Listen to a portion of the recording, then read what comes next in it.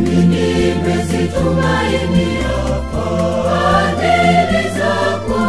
Moyo wangu na ufurahie wokovu wako, nami nimezitumainia fadhili zako. Moyo wangu na ufurahie wokovu wako. Leo tarehe 2 mwezi wa 5, mama wa kanisa anamkumbuka Mtakatifu Athanasi, askofu mkuu na mwalimu wa kanisa.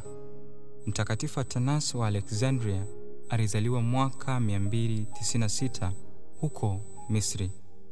Akiwa kijana alijitosa katika maisha ya kujifunza na kutumikia kanisa, akawa shemasi wa askofu Alexander.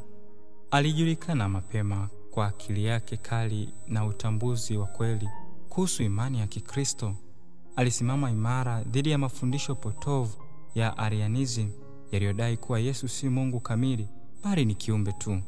Huu ulikuwa mgogoro mkubwa wa teolojia katika karne ya 4 uliotishia msingi wa imani ya Kikristo.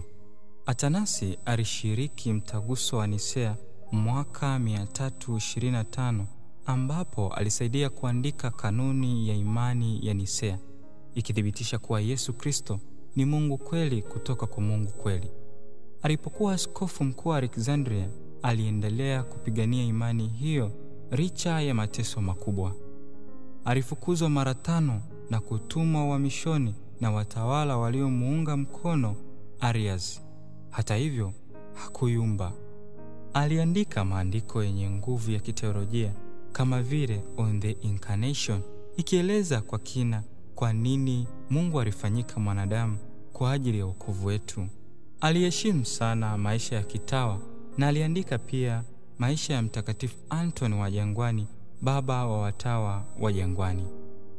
Mtakatifu Athanasi alifariki mwaka 373 ambapo kanisa linamkumbuka kama mwalimu wa kanisa na mfano wa uaminifu kwa imani ya mitume. Mtakatifu Athanasi, askofu mkuu na mwalimu wa kanisa, pamoja na watakatifu wote wa Mungu, mtuombee. Moyo wangu na ufurahie wokovu wako, nami nimezitumainia